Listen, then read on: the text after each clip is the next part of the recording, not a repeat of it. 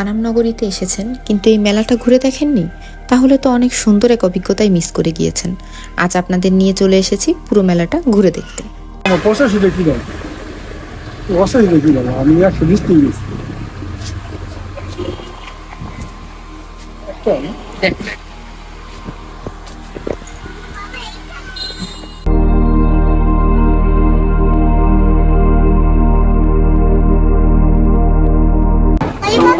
এটার দাম কত?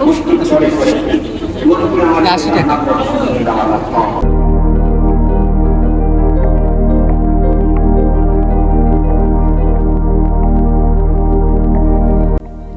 পানাম নগরীর নাম শুনলেই আমাদের চোখের সামনে ভেসে ওঠে শত বছরের পুরনো ভবন আর ইতিহাসের গল্প।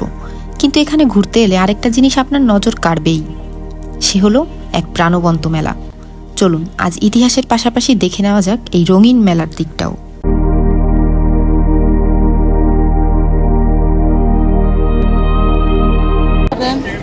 কত করে আপনাগুলো? 250। আবার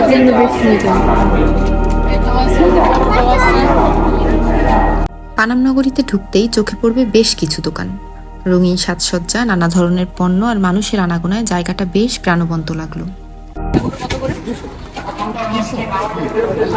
একদম 250 যেই নেই।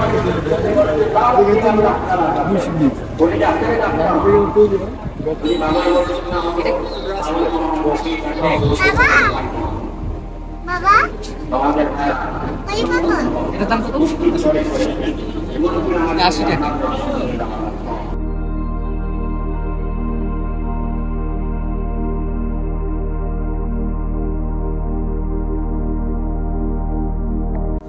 এখানে ছোটদের খেলনা থেকে শুরু করে বাহারি শোপিস, গয়না, হস্তশিল্প, নানা রকম জিনিসই পাওয়া যায়। দর্শনার্থীরা ঘুরে ঘুরে পছন্দের জিনিস দেখছেন, কেউ আবার স্মৃতিচিহ্ন হিসেবে কিছু কিনেও নিচ্ছেন। একদিকে ইতিহাসের নীরব সাক্ষী পুরনো ভবন, অন্যদিকে মানুষের কোলাহল। এই দুই বিপরীত দৃশ্য একসঙ্গে দেখার অভিজ্ঞতাই যেন পানাম নগরীকে অন্যরকম করে তোলে। মনে হয় অতীত আর বর্তমান একই পথে পাশাপাশি হেঁটে চলেছে। কম কত কম করে রাখেন, আবার যাতে আসে আবার রাখেন। আমাদের ভিডিওতে অনেকে দেখে আসবে, বুঝছেন? এই জন্য একটু কম রাখেন দাম, যাতে আপনার কাছ থেকে আসতে পারে।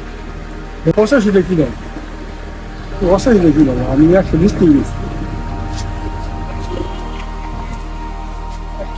দেখ,